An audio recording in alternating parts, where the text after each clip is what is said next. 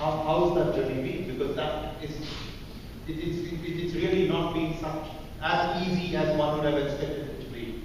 Well, it clearly hasn't been easy, but it hasn't been easy for the wrong reasons. Let me go to that, and then I'll come back and address why we've actually done quite well in that whole area. If you look at our returns, which we don't give numbers on, in clean energy, compared to any other venture firm in any area, we've done pretty well. But it hasn't been easy for a reason that probably frustrates a lot of entrepreneurs. Investors, by and large, operate as herds of cattle. They go wherever everybody else is going.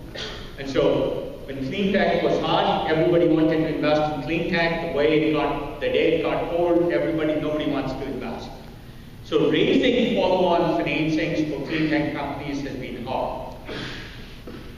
But to give you a sense, last year we did a dozen financings for clean tech companies.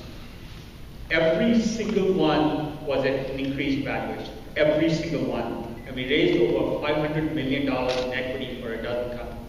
That's a lot of equity for a startup. And almost nobody can believe that you had any up round valuations or increases in valuation. We had increases in valuation in every single one of them. So, then the question is why? Because we made the long-term bets, not the short-term bets. So take an area which has been very unpopular recently, solar in the West. Everybody understands solar. There was probably 100 startups, at least 50 trying to do just solar cells. And in fact, there's probably 50 trying to do solar cells in thin film. I don't know of a single one that wanted to do low-cost cells above, say, 14% solar cell efficiency. And I basically told our team, I don't want to invest in anything that's less than 20% efficiency. Now, the trade-off I was making is we made our technical problem 10 times harder. So everybody's shooting for the low bar just to get in the market because it's a hot market and they want to do it quickly. It took us the longest to get to market, but we are one of the only ones surviving. Because we have much larger innovation. We made our technical problem much harder, but we made our marketing problem much easier. And frankly, they just raised money again, and for a solar startup, it was again an upfront. So, in every area, in engines, we did the same thing. We came up with a completely different engine architecture. Two pistons going against each other without a piston head, or without an engine head.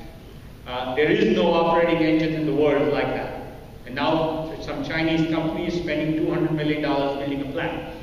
So it leads to a generalization that I encourage people. Don't be swung by what everybody else is doing.